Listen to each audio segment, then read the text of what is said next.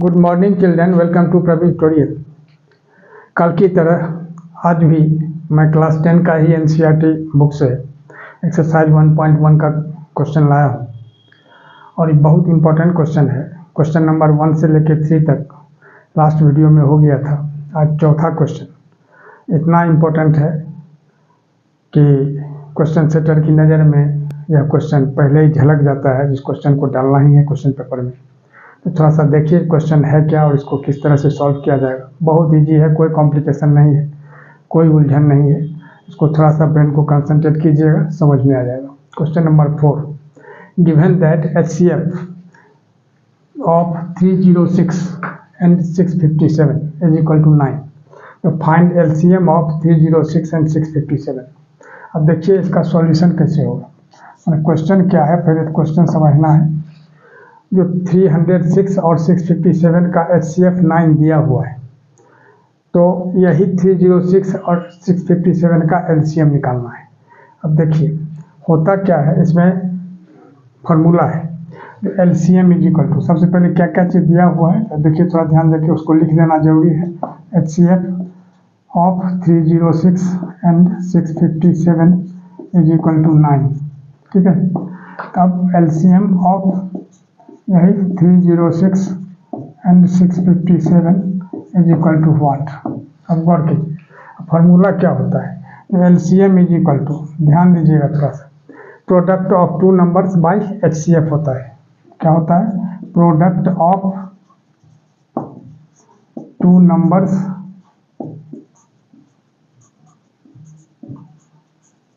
Bye HCF। अब देखिए तो टू नंबर्स क्या है इसमें, 306 है और क्या है 657 है और HCF कितना दिया हुआ है 9। अब इसको 9 से डिवाइड करना है, तो 9 से डिवाइड करेंगे तो क्या होगा, 9 1 जा 9 हो जाएगा और 9 3 जा 27 और 3 30 3 6 36, तो 9 4 जा 36, यानी कितना हो गया 657 इंटू 34। नीचे 1 का तो कोई वैल्यू नहीं होता है। अब देखिए रफ में थोड़ा ध्यान देखें, रफ में क्या करना है, जो 657 को 34 से मल्टीप्लाई करके देख लेना है कि कितना आ रहा है, ठीक है। अब क्या होगा, 4 7 जा 28, 8 कैरी 2, 4 5 जा 20, 2 22, 4 6 जा 24 और 2 26, ठीक है। और 3 से 3 7 जा 21 और 3 5 जा 15 और 2 17 और 3 6 जा 18 और 1 19। ध्यान दीजिएगा 8 2 1 3 6 7 13 और 9 2 11 1 12 और 1 1 2, यानी 2 2 3 3 8, यानी क्या होगा 2 2 3 3 8 और यही इसका आंसर हो जाएगा। अब देखिए क्वेश्चन नंबर 5। क्वेश्चन नंबर 5 यह भी बहुत इंपॉर्टेंट क्वेश्चन है। अभी कमिंग एग्जामिनेशन में इस सब क्वेश्चन का आना एकदम तय है, निश्चित ही आएगा ही। जैसे यह क्वेश्चन 5, इसके पहले जो 4 बताया गया था उसको भी, ये दोनों को एकदम मोस्ट इम्पॉर्टेंट रखिए ध्यान में, क्योंकि सब आता ही है क्वेश्चन। अब 5th क्वेश्चन है कि check whether 6 to the power n can end with the digit 0 for any natural number n। अब देखिए इसका सॉल्यूशन क्या होगा। तो सबसे पहले क्वेश्चन देखिए, क्वेश्चन में कह रहा है कि किसी भी नेचुरल नंबर n, यानी नेचुरल नंबर कहा था प्राकृतिक संख्या, किसी भी प्राकृतिक संख्या n के लिए 6 टू द पावर n 0 पर समाप्त हो सकता है, वही प्रूफ करना है या दिखाना है। तब यहाँ लिखना होगा जो let 6 to the power n can end with the digit 0।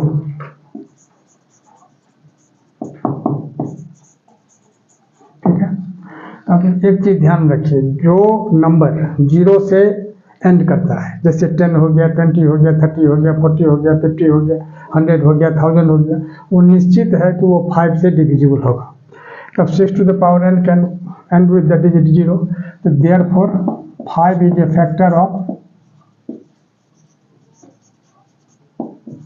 6 to the power n। क्यों? क्योंकि 0 से लास्ट कर रहा है तो 5 उसका फैक्टर होगा ही, निश्चित होगा। अब देखिए, अब now 6 to the power n is equal to 6 को क्या लिखा जा सकता है 3 into 2, तो 3 into 2 to the power n। अब लिखना होगा here 6 to the power n has its prime factors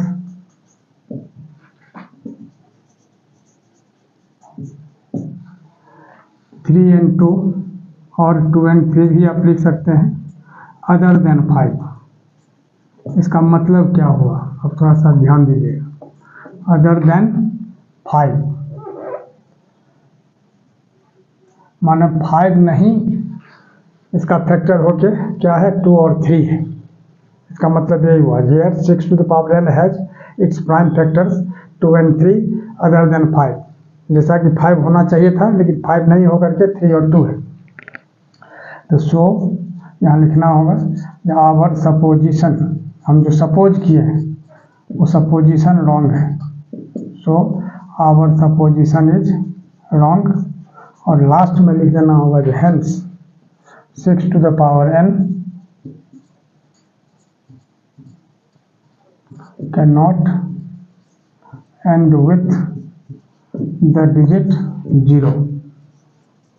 क्या होगा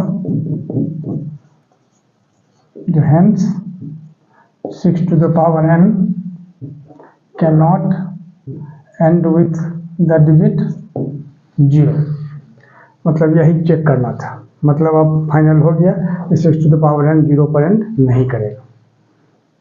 अब देखिए क्वेश्चन नंबर 6। क्वेश्चन नंबर 6 में क्या है, जो explain why 7 into 11 into 13 plus 13 and 7 into 6 into 5 into 4 into 3 into 2 into 1 plus 5 are composite numbers। अब सबसे पहले जानना है कि कंपोजिट नंबर्स क्या होते हैं। तो कंपोजिट नंबर्स हुआ the number which has more than 2 factors is known as composite number. एक होता है prime number, the number which has only 2 factors including 1 is known as prime number. देखिए इसमें क्या है, कंपोजिट नंबर है तो 2 से ज़्यादा फैक्टर होना चाहिए इसमें। तो सबसे पहले क्या करना है, इसको लेकर के बढ़ते हैं। 2 पार्ट हैं। फर्स्ट पार्ट में हो गया आपको सॉल्यूशन में पहला पार्ट क्या है 7 into 11 into 13 अब प्लस 13। थोड़ा ध्यान दीजिएगा। अब क्या है, प्लस के पहले एक पार्ट है, अब प्लस के बाद दूसरा पार्ट है। अब इसमें हम क्या देख रहे हैं 13 दोनों में कॉमन है, तो 13 को हम बाहर निकाल दिए। यहाँ क्या बचा 7 into 11 अब प्लस। अब यहाँ क्या होगा 13 को जो हम निकाल दिए बाहर, तो यहाँ क्या बचा, कुछ नहीं बचा यानी 0। लेकिन नहीं, 13 को हम क्या लिख सकते हैं 13 into 1 यानी 13 can be written as 13 into 1। तो 13 into 1 अगर यहाँ रहेगा, 13 को हम बाहर निकालते हैं तो 1 तो बचेगा। यही 1 यहाँ लिखना है, कहाँ इस जगह। तो ध्यान दीजिएगा 13 दोनों बाहर निकल गया। यहाँ तो 7 into 11 बचा, लेकिन यहाँ 13 को हम बाहर निकाले हैं, यहाँ कुछ नहीं बचा यानी 0 नहीं करना है। यहाँ क्या करना होगा 1 लिखना है। क्यों, क्योंकि 13 को हम लिख सकते हैं 13 into 1।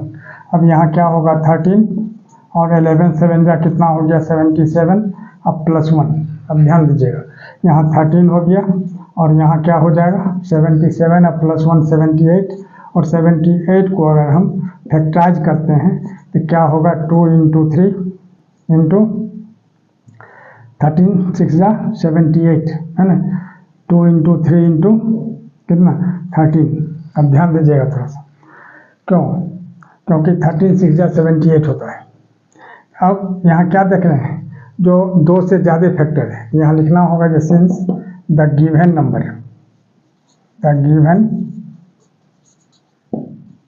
Number has more than 2 factors. क्या लिखना है, since the given number has more than 2 factors. देख रहे हैं 2 से ज़्यादा फैक्टर है, 4 फैक्टर है, मोर than 2 factors therefore it is a composite number। Composite number का तो परिभाषा डेफिनेशन पहले बता ही दिया गया है आपको कंपोजिट नंबर का क्या होता है, जिसका 2 से ज़्यादा फैक्टर होता है, यानी कंपोजिट नंबर। ठीक है, अब देखिए पार्ट 2, इसका पार्ट 2 में क्या है। अब यहाँ से आइए, पार्ट 2 में क्या है, 7 into 6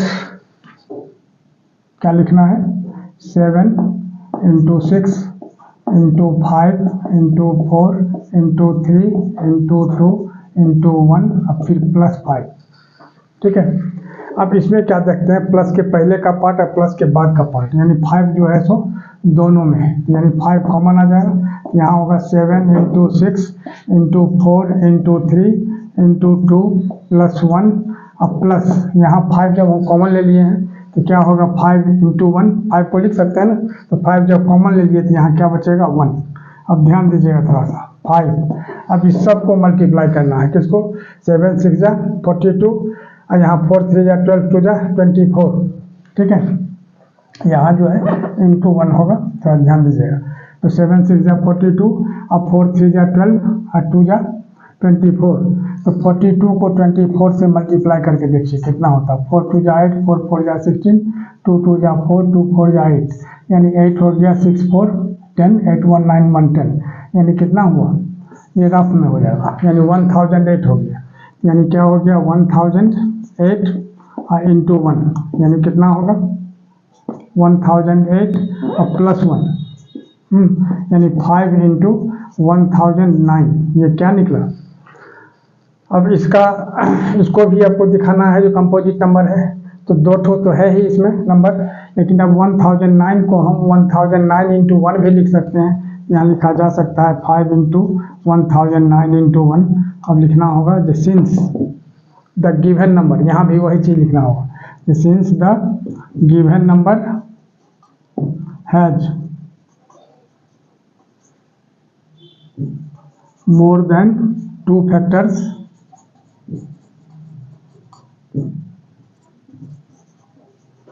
therefore it is a composite number।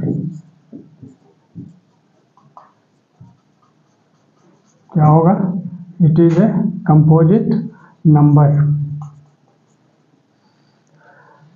और इसी तरह का इम्पोर्टेंट क्वेश्चन का सीरीज लगातार हमारे बीच चलता रहे, इसके लिए आप लोग लाइक शेयर और सब्सक्राइब जरूर करें। धन्यवाद।